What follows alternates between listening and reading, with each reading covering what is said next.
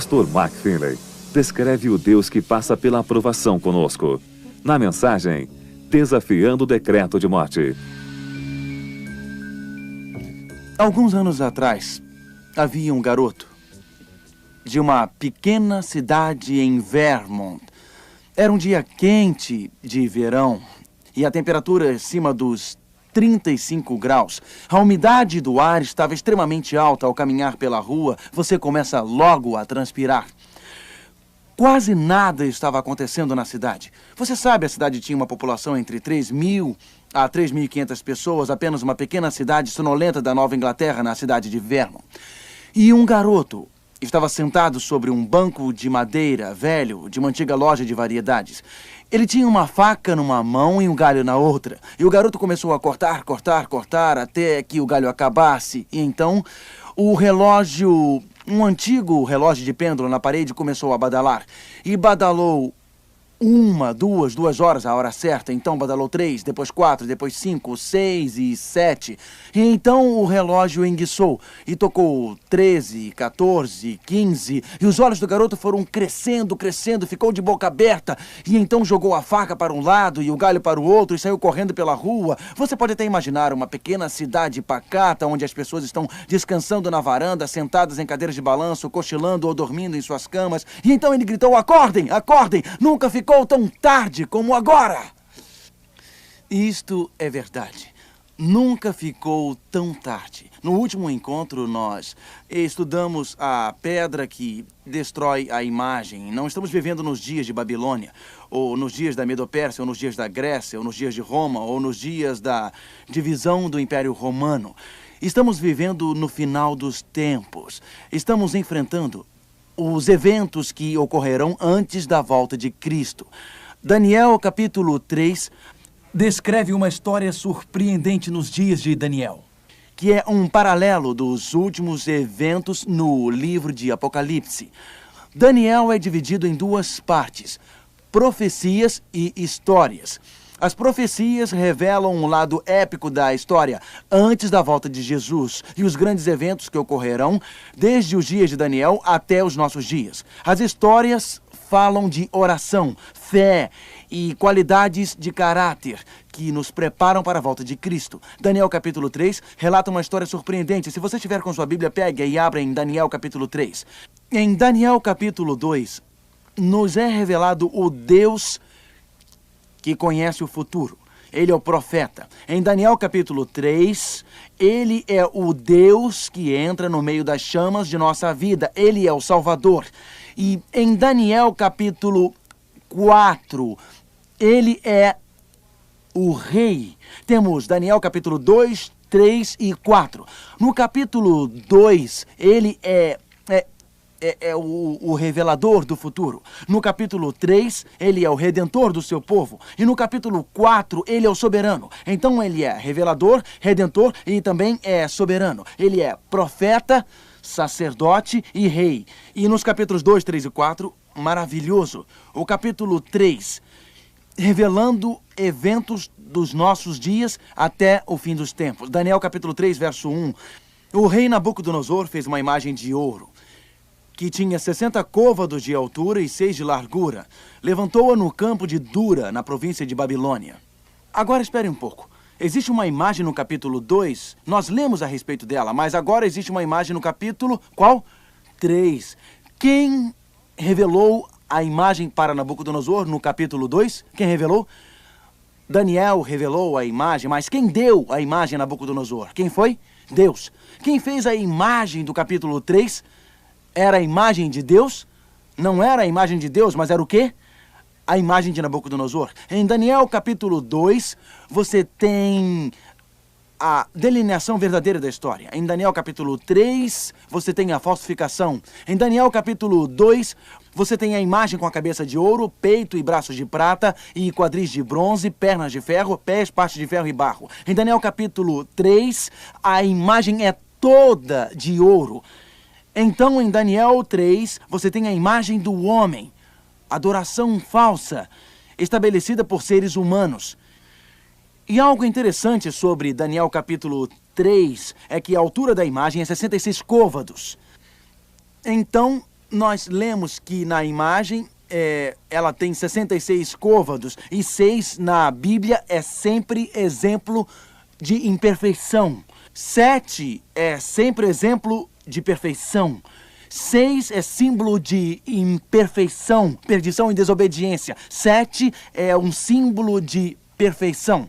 Então aqui você tem uma imagem feita com altura de 66 côvados, representando o caminho da desobediência, o caminho do homem em vez do caminho de Deus.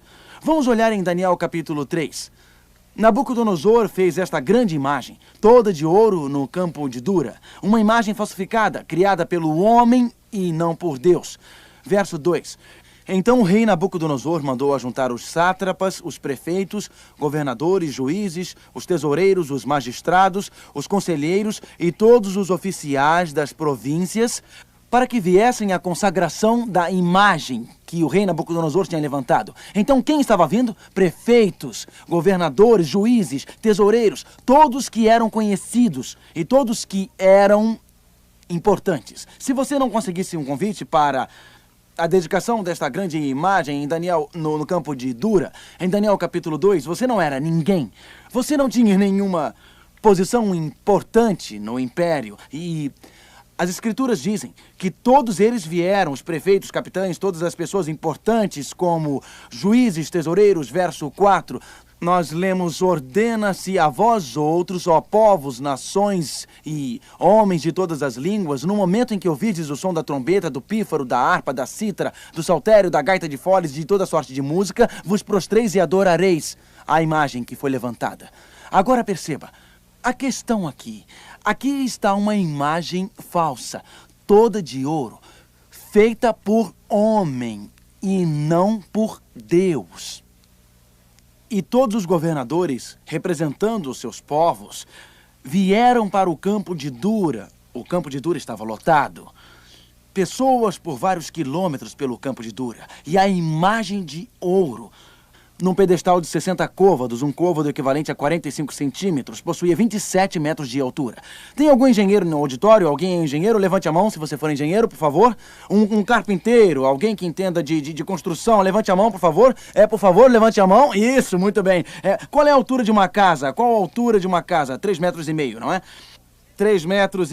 Então, 27 metros de altura é um prédio de 8 ou 9 andares, não é isso? Imagine você andando pelas ruas de uma grande cidade e você olha para cima, para na esquina e olha para um prédio de 9 andares. E enquanto olha para cima, alguém lhe pergunta: por que está olhando para cima? O que você está olhando? Eu só estava imaginando qual é o tamanho deste prédio e o tamanho da imagem que Nabucodonosor ergueu no campo de Dura. O que você estava imaginando? Quem fez o quê? O próximo prédio de 9 andares que você vir é provavelmente o tamanho do pedestal e da imagem dos dois. Mas 9 andares de altura, naquele extenso campo de Dura no deserto, uma imagem extraordinária que o rei construíra. Um monumento para sua glória. Mas você recorda que a imagem verdadeira do capítulo 2 de Daniel, qual é a parte de ouro? Qual é? A cabeça era de ouro, mas agora toda a imagem era de ouro. Bem, Deus disse a Nabucodonosor: o seu reino é representado por Babilônia, mas outro metal, a prata, outro reino irá te destronar. Então Nabucodonosor disse: não é bem assim, Deus. Não é uma imagem com a cabeça de ouro e o outro império de prata e outro de bronze. Toda a imagem é de ouro. Meu reino permanecerá para sempre. De fato, em recentes descobertas arqueológicas na Babilônia, um tablete de barro foi descoberto com a assinatura de Nabucodonosor, que os arqueólogos dizem ser autêntica, e isto diz: ó Babilônia, o deleite dos meus olhos, a excelência de todos os reinos, que meu reino, Babilônia, permaneça para sempre, sempre, sempre, sempre. Porém, Nabucodonosor está dizendo: nada feito, Deus, não vou aceitar a sua interpretação. O meu caminho é melhor que o seu. Nós vemos nesta dedicação da imagem na antiga Babilônia, onde Nabucodonosor ordena que todas as pessoas importantes, representando os seus impérios, se curvem e adorem a esta imagem. Vamos ao verso 6. Qualquer que não se prostrar e não adorar, será no mesmo instante lançado na fornalha de fogo ardente. Agora vamos observar com cuidado, por favor, o que está acontecendo aqui no campo de Dura. Você tem um rei corrupto neste capítulo, Nabucodonosor. Existe uma imagem falsa neste capítulo, mas antes de terminarmos, você verá um Cristo compassivo. Temos aqui um rei corrupto, uma imagem falsa e mais ao final, um Cristo compassivo. Tempo de prova, um julgamento dramático. Um soberano mundialmente poderoso, Nabucodonosor, ordena um decreto universal, isto é, obediência forçada. Ordena a todas as nações, povos e tribos. Eles são forçados a adorar. A questão principal é a adoração. Esta imagem falsa é uma oposição direta à verdade divina. Foi um tempo muito, muito difícil, como nunca visto antes, porque a fornalha estava aquecida quanto? 7 vezes mais quente. E os 3 hebreus, como nós veremos, desafiaram a morte e foram salvos milagrosamente. Fico pensando num soberano poderoso. Fico pensando numa imagem falsa. Fico pensando numa adoração que é forçada e obrigada. Igreja e estados unidos em Babilônia. Nabucodonosor não somente comanda a religião política, mas também comanda a religião espiritual. E me pergunto se algo parecido acontecerá de novo. Eu me pergunto se isto é apenas uma bela história que aconteceu há 2.500 anos. Será que a igreja e o Estado se unirão novamente no fim dos tempos? Será que o nosso maior líder voltará no fim dos tempos? Será que o anticristo se estabelecerá no fim dos tempos? Será que as pessoas no fim dos tempos enfrentarão a pena de morte? Quais os 2 livros da Bíblia, que são os 2 grandes livros proféticos? O livro de Daniel no Velho Testamento e qual é o outro? O Apocalipse no Novo Testamento. Venha comigo para uma viagem no livro de Apocalipse, mas deixe o livro de Daniel aberto, por favor. Apocalipse capítulo 13. Não vamos responder a todas as perguntas em Apocalipse por enquanto. Eu quero apenas mostrar o paralelismo no livro de Apocalipse. O paralelismo. As questões de Daniel se repetirão no fim dos tempos. As questões em Daniel, um soberano poderoso, a união da igreja e do Estado, adoração forçada, obediência forçada, um tempo de prova, um livramento miraculoso. Talvez a história de Daniel seja mais do que uma simples história relatando o que estava acontecendo lá. Talvez a história de Daniel, Sadraque, Mesaque e Abednego no campo de Dura, talvez isto seja uma maquete, uma pequena miniatura do que Deus está revelando em nossos dias. Nós vamos para Apocalipse. Abram em Apocalipse e prestem atenção. Apocalipse capítulo 13 e verso 12. Apocalipse capítulo 13, verso 12. Exerce toda a autoridade da primeira besta na sua presença. Na Bíblia, uma besta representa um rei ou um reino. Então, como Nabucodonosor foi um líder poderoso, vemos novamente aqui um líder poderoso que faz com que a terra e seus habitantes adorem a primeira besta cuja ferida mortal fora curada. Vemos novamente a adoração universal faz com que a terra adore. Agora, observe que em Daniel capítulo 3 existe um líder mundialmente poderoso, em Apocalipse 13 um líder poderoso, o poder da besta. Em Daniel capítulo 3 nós temos adoração forçada, em Apocalipse 13 tem adoração forçada. Em Daniel capítulo 3 tem decreto universal, em Apocalipse capítulo 13 tem decreto universal. Agora note, verso 15, e lhe foi dado comunicar fôlego à imagem da besta, para que não só a imagem da besta falasse, como ainda fizesse morrer quantos não adorassem a imagem da besta. Daniel capítulo 3 fala de uma imagem falsa, representando desobediência a Deus e está relacionada a adoração. Em Apocalipse 13, esta imagem falsa é para o poder da besta. Em Daniel capítulo 3, era uma imagem para o reino de Nabucodonosor, Babilônia. Agora uma imagem para o poder da besta com adoração forçada é obrigatória. E a Bíblia diz em Apocalipse 13 que aqueles que não se curvarem e adorarem a besta morrerão. Existe um paralelismo distinto entre Daniel 3 e Apocalipse capítulo 13. Havia problemas nos dias de Daniel e haverá problemas no fim dos tempos. Novamente, um poderoso líder mundial, a besta, surgirá. Ela passará um decreto universal unindo Estado e Igreja. O primeiro boicote econômico, Apocalipse 13, diz que ninguém poderá comprar ou vender a não ser que tenha a marca da imagem da besta. Haverá uma imagem falsa, um sinal ou uma marca falsa da autoridade da besta. A imagem de ouro no campo de Dura era um sinal da autoridade da Babilônia. A adoração àquela imagem representava a adoração à Babilônia e haverá um sinal ou marca, um símbolo da autoridade do poder da Igreja-Estado perto do fim. Aqueles que não concordarem com a união da Igreja e Estado, mas permanecerem fiéis a Deus, terão que desafiar a morte e ter firme lealdade a Deus.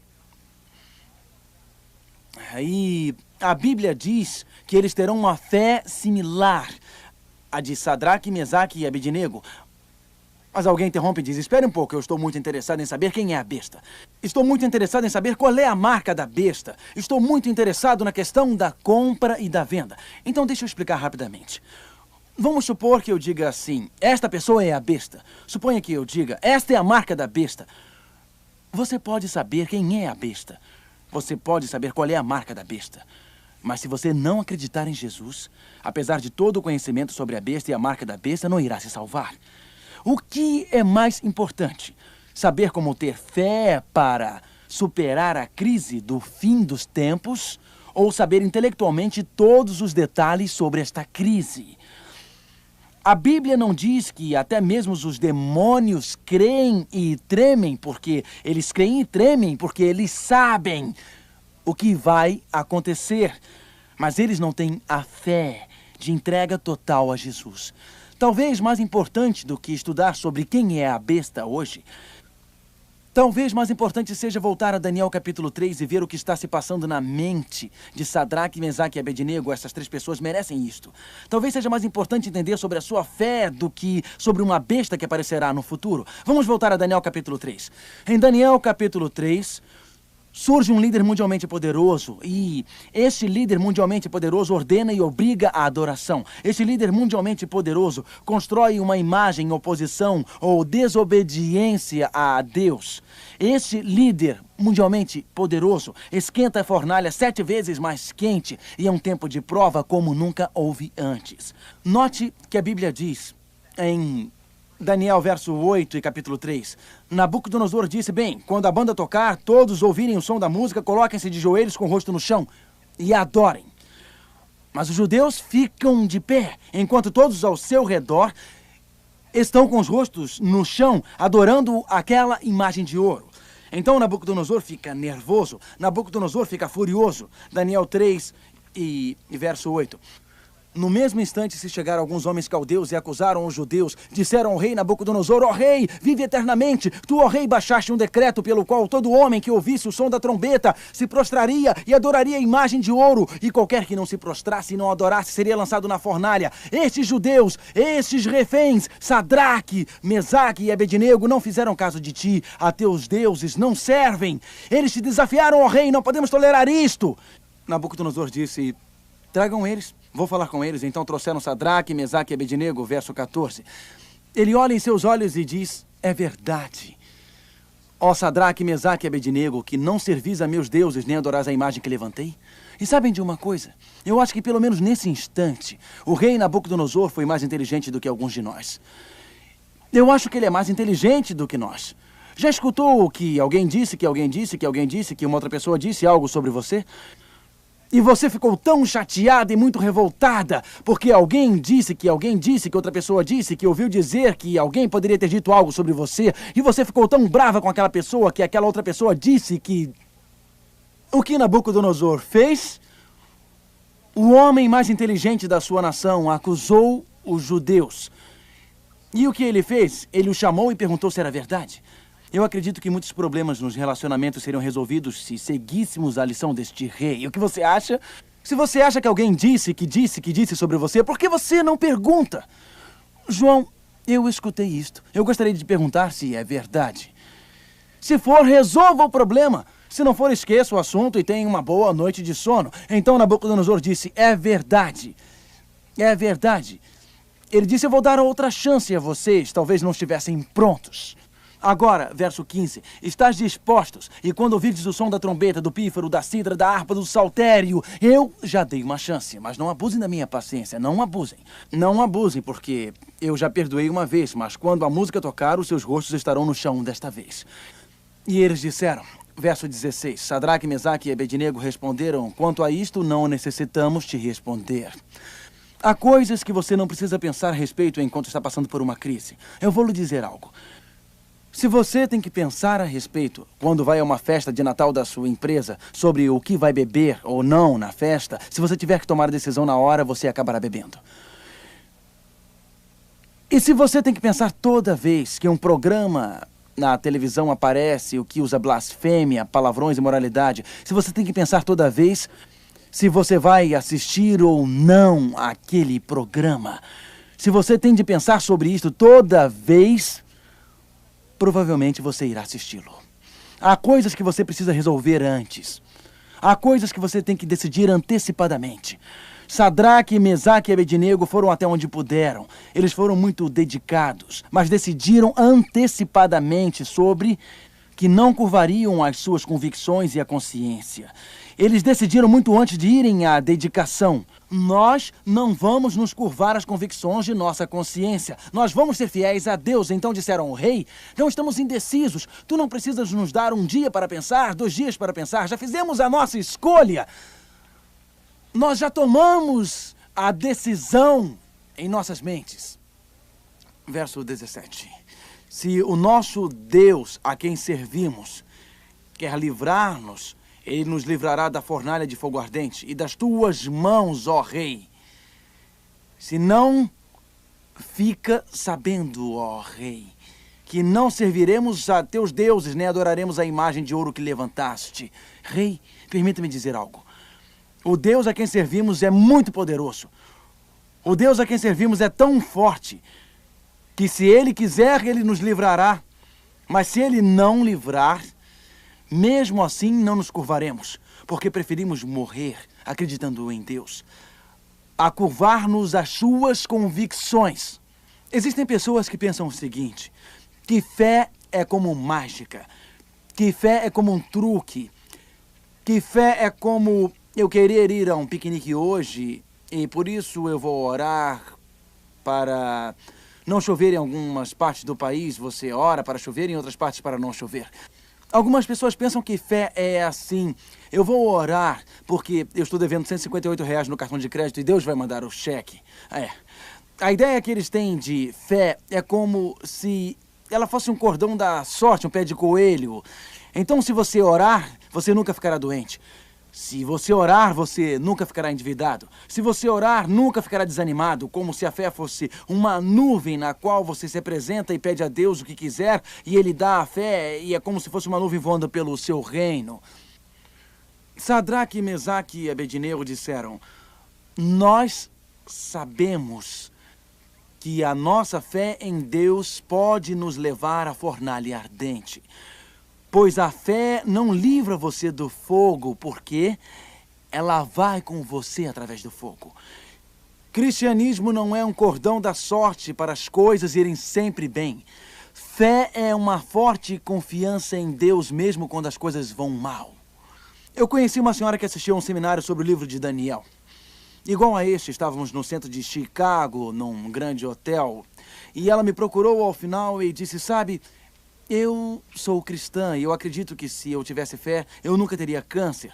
Mas fui ao médico um dia porque percebi que estava perdendo peso, tendo enjoos e alguns outros sintomas. E o médico diagnosticou o meu problema como câncer. Eu tenho um pequeno tumor maligno e ele está crescendo.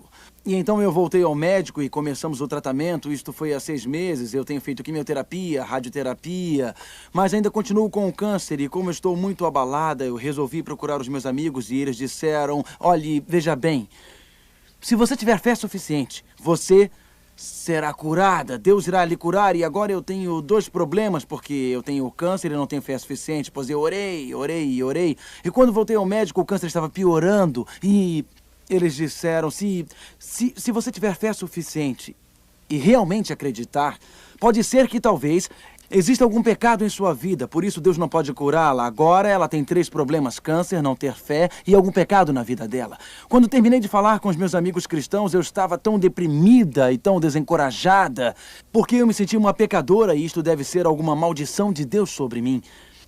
Então disse a ela que eu demorei a entender que Sadraque, Mesaque e Abednego não foram salvos das chamas, mas que Deus estava com eles dentro das chamas. Bom, talvez eu esteja adiantando um pouco a história. Vamos a Daniel capítulo 3. Note que em Daniel capítulo 3, Sadraque, Mesaque e Abednego estão diante de Nabucodonosor. Não vamos pensar sobre isto se quisermos jogar no fogo, tá bom? Já tomamos a decisão de sermos fiéis, de sermos leais a Deus.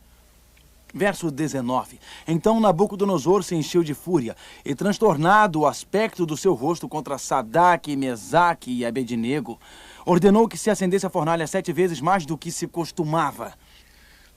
Vejamos o verso 20. Ordenou aos homens mais poderosos que estavam no seu exército que atassem Sadraque, Mesaque e Abednego e os lançassem na fornalha de fogo ardente. Então estes homens foram atados com seus mantos, suas túnicas e chapéus e suas outras roupas e foram lançados na fornalha acesa sobremaneira. Verso 24. Então o rei Nabucodonosor se espantou e se levantou depressa e disse aos seus conselheiros: não lançamos nós 3 homens atados dentro do fogo? Responderam ao rei: é verdade, ó rei. Eu, porém, vejo 4 homens soltos que andam passeando dentro do fogo sem nenhum dano, e o aspecto dos 4 é semelhante ao filho dos deuses. E ele disse: 3 homens foram lançados no fogo. Mas alguém entrou lá, e só uma coisa que se queimou, só uma coisa que foi consumida. Nós os jogamos atados, nós os jogamos algemados, nós os jogamos presos, e a única coisa que se queimou foram as cordas das suas mãos. E agora eles estão livres dentro do fogo, e o aspecto do 4º homem é como do Filho de Deus. Quando você passa pelas chamas da sua vida, quando você passa pelo fogo do divórcio, quando você atravessa as chamas da sua vida, e você está sozinho, deprimido e acha que não aguenta mais, quando os dias para você não estão no futuro, mas agora, porque os filhos que você educou como cristãos esqueceram destes princípios, quando o seu coração está partido, e você está deitada na sua cama às 2 horas da manhã chorando porque o seu marido a deixou por outra mulher.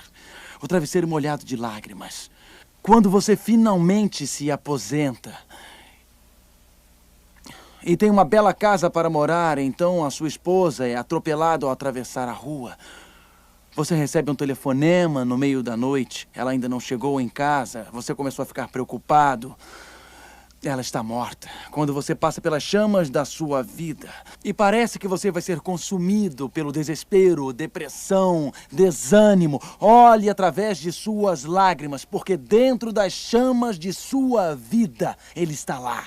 Nos desapontamentos de sua vida, Ele está lá. Nas desgraças da sua vida, Ele está lá. Nos desânimos da sua vida, Ele está lá. Quando eu era garoto, meu avô costumava criar canários. A criação de canários ficava no 2º andar da casa em que morávamos, em Hammond Place, número 9, em Georgia, Connecticut. Um dia eu fui assistir ao meu avô treinar um grupo de canários. Meu avô pegou um canário e o colocou numa gaiola, isolando de todo o resto. Então ele cobriu aquela gaiola com uma grande coberta preta, deixando aquele canário na escuridão da gaiola. Em seguida, vovô fez.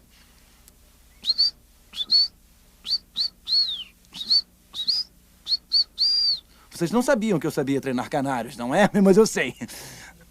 E então, vovô fez... E logo o canário começava a cantar para o vovô, e o canário começou a fazer um bom festival de música bem ali. Perguntei ao vovô, vovô, o que você está fazendo? Ele disse, Mark, se você quer realmente treinar um canário para cantar, você tem que isolá-lo dos outros canários. Coloque-o na escuridão, e a canção que o canário cantar na escuridão, ele cantará para sempre.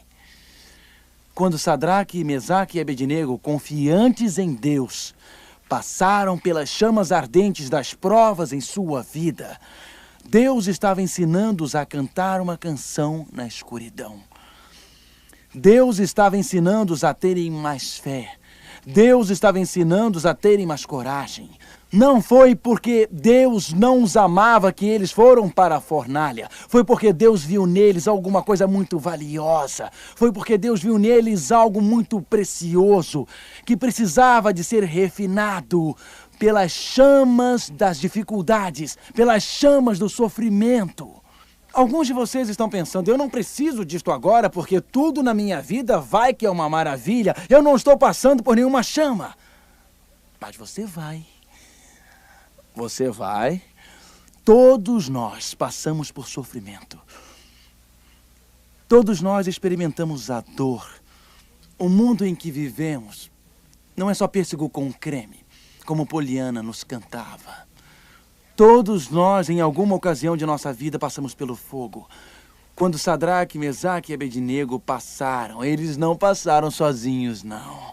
Eles não estavam sozinhos. E se hoje você estiver passando pelas chamas, e se hoje estiver passando dificuldades, e se você se sentir consumido pelo fogo, lembre-se de que o fogo queimará apenas as cordas que estão amarrando você à terra. Lembre-se de olhar através da fumaça, das chamas, das lágrimas e ver o Filho de braços abertos, abraçando você e sussurrando a você, coragem, coragem ao seu ouvido. E lembre-se, Deus confia tanto em você que Ele permitiu que você passasse por algumas chamas hoje, para que quando a crise final chegar amanhã, quando novamente um grande líder mundial fizer um decreto universal impondo adoração, forçando homens e mulheres a servirem ao inimigo no lugar de Deus, quando isto acontecer, você já terá passado pela dor, dificuldade e sofrimento que preparam você para estes eventos culminantes. Daniel 3 termina com um magnífico cenário de glória. Um rei pagão, abalado pela fé de Sadraque, Mesaque e Abednego. Vamos a Daniel 3. Verso 28. Nabucodonosor olhou para as chamas. Ele viu o Filho de Deus. Ele olhou para dentro das chamas e ele viu naquelas chamas Cristo o Salvador, poderoso com o seu povo. Quando eu clamo, Jesus responde. Quando eu estou em luta, quando eu estou com medo, quando eu preciso muito dele. Nabucodonosor viu que eles tinham algo que ele não tinha. Ele viu que eles tinham um Salvador que ele queria muito. E a Bíblia diz em Daniel 3, verso 28, falou Nabucodonosor e disse, bendito seja o Deus de Sadraque, Mesaque e Abednego, que enviou o seu anjo e livrou os seus servos. Pois não quiseram cumprir a palavra do rei, preferindo entregar os seus corpos a servirem e adorarem a qualquer outro Deus senão o seu. Portanto, faça um decreto, pelo qual todo povo, nação e língua que disser blasfêmia contra o Deus de Sadraque, Mesaque e Abednego seja despedaçado. Veja que ele continua tendo tendências malignas. Malignas. E ele continua dizendo, agora eu quero servir a Deus e não vou forçá-los a servir a imagem, eu vou forçá-los a servir a Deus. Ainda não entendeu, ele continua desatento. Mas ele finalmente ficou convencido de que Deus realmente salva. Um dia, nas ruas de ouro, um dia, num lugar chamado eternidade. Um dia onde o ar será fresco e puro. Os riachos e os rios serão de Babilônia novamente. A terra coberta de um verde. Um dia, os pássaros cantarão. As flores brotarão. Um dia, não haverá doença, sofrimento, dor ou morte. Na minha imaginação, eu vejo dois homens caminhando juntos. Daniel e Nabucodonosor. Eles vão juntos. As evidências bíblicas mostram que por causa do testemunho de Sadraque, Mesaque e Abednego, em Daniel 3, por causa do testemunho de Daniel no capítulo 1, porque Daniel foi fiel durante as chamas de sua vida. Porque Daniel perseverou durante as chamas de sua vida. Por tudo isso, o rei Nabucodonosor será salvo. O maior testemunho de que Cristo está em sua vida é quando você é fiel nas dificuldades. Há mais ou menos 3 semanas, ocorreu um dos fatos mais tristes que eu já testemunhei. Eu estava sentado no meu escritório do programa Está Escrito, e Royce Williams, o gerente de nosso programa Está Escrito, entrou na minha sala chorando. Royce já é um homem idoso e ele trabalha no nosso programa religioso de televisão há mais ou menos 17 anos. Suas mãos estavam trêmulas, ele tinha um fax vindo da China. O programa Está Escrito é muito divulgado na televisão da China e o representante da China, Dr. Rubens Nelson, tem doutorado em estudos chineses e também PhD em saúde. Dr. Nelson era nossa ligação à China, falava fluentemente o mandarim, a língua falada na China, e eu viajei pela China 2 vezes com o Dr. Nelson. E o fax dizia: o governo americano sente muito em lhe dizer que o Dr. Nelson morreu esta manhã na China. Atravessando a rua, ele estava andando quando uma bicicleta ou um carro o atingiu. Nós não temos todos os detalhes. Ele tropeçou no meio-fio e caiu para trás. Sua cabeça tinha um ferimento tão grande na parte de trás que o sangue o sufocou enquanto eles o colocavam na calçada. Nós ficamos chocados no escritório. Foi uma prova de fogo. Eu pensei em sua esposa, Dorothy, chorando. Eu pensei em seus filhos.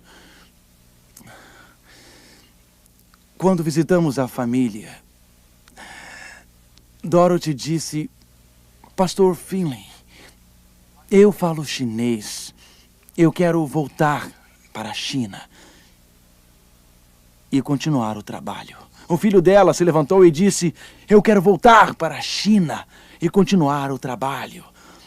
A prova que eles estavam passando, juntos como uma família, não esmagou a fé deles. A prova que eles estavam passando não destruiu a fé deles. Não os tornou rancorosos, e sim mais fortes. Não ficaram com raiva, e sim ansiosos pela volta de Cristo. E Dorothy disse: vou lhe contar algo. Pouco antes de irmos para a China, ele me disse isto: Dorothy, haverá vítimas em nosso trabalho na China. Alguns vão morrer. Eu escrevi uma pequena canção, Dorothy. Ele não era compositor. Eu escrevi uma pequena canção. E a canção diz: falta pouco tempo para a volta de Cristo. Falta pouco tempo que a tristeza e a morte findarão. Falta pouco tempo e nós seremos vitoriosos. Ele escreveu a letra e a música pouco antes de morrer. Era como se Deus o estivesse preparando. Esta família passou pela fornalha. Esta família passou pelo teste da fé.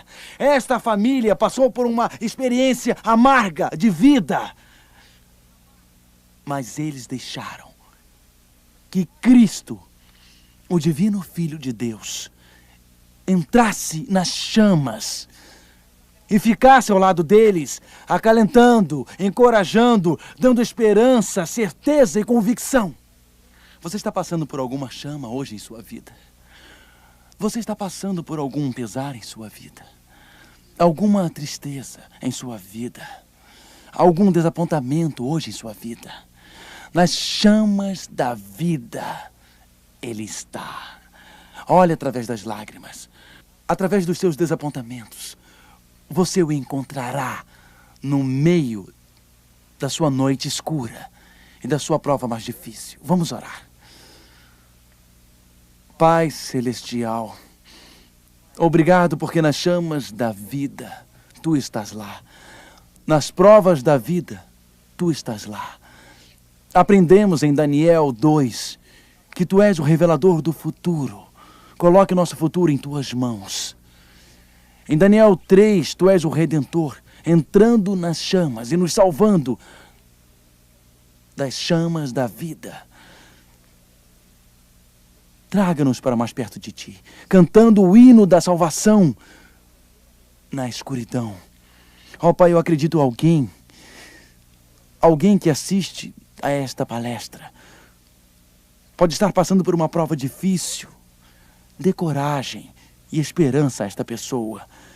Senhor, assegurando que Tu estás lá, que esta pessoa possa sentir a presença de Deus agora, que ela sinta as palavras de encorajamento neste momento, que esta pessoa sinta os Teus braços de amor ao seu redor neste momento.